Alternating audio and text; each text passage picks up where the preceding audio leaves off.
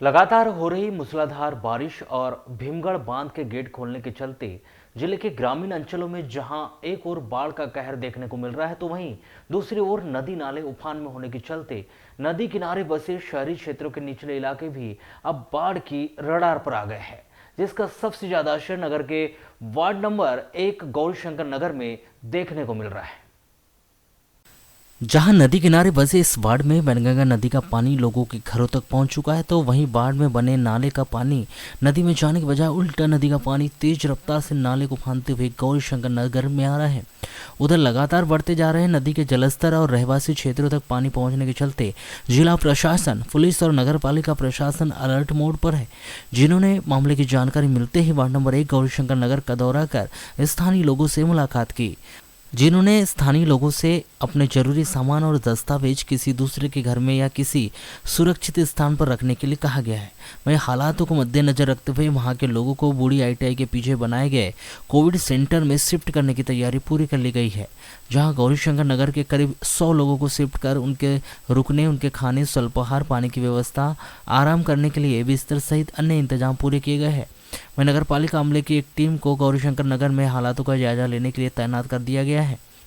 बताया जा रहा है कि यदि रात में हालात बेकाबू हो जाते हैं या फिर ऐन वक्त पर लोगों को घरों में पानी आ जाता है तो वह फिर वहां के बाशिंदों को तुरंत ही बूढ़ी ही ITI के पीछे बनाए गए कोविड सेंटर में शिफ्ट कर दिया जाएगा।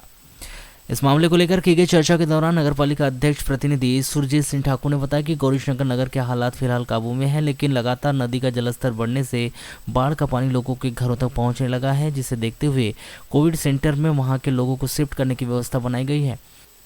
उन्होंने स्पष्ट किया कि फिलहाल गौरीशंकर नगर के लोगों को कोविड सेंटर में शिफ्ट करने की स्थिति निर्मित नहीं हुई है, लेकिन एहतियात के तौर पर उनके जान माल की सुरक्षा करने के इंतजाम पूरे कर लिए गए हैं। सबसे पहले तो हम प्रशासनिक अधिकारी, हमारे पुलिस प्रशासन और राजस्व के तहसीलदार मार्को साहब के साथ पूरा नगर पालिका का अमला और हमारे पार्षदों के साथ जाकर हमने वहाँ के आमजनों से भेंट की और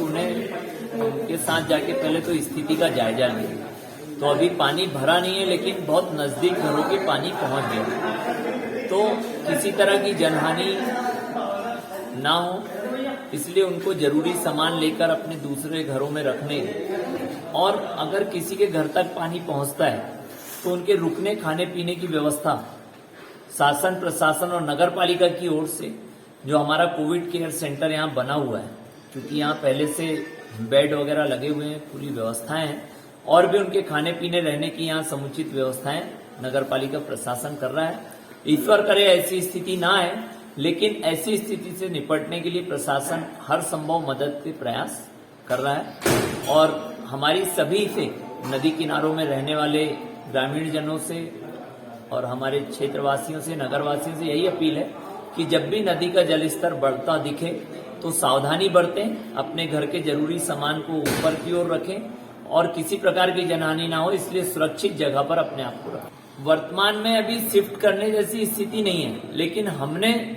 उनके लिए विकल्प दे दिया है कि अगर आप लोग आना चाहते हैं तो कोविड केयर सेंटर में आकर रह सकते हैं, अपने सामान को भी अपने साथ ला सकते हैं।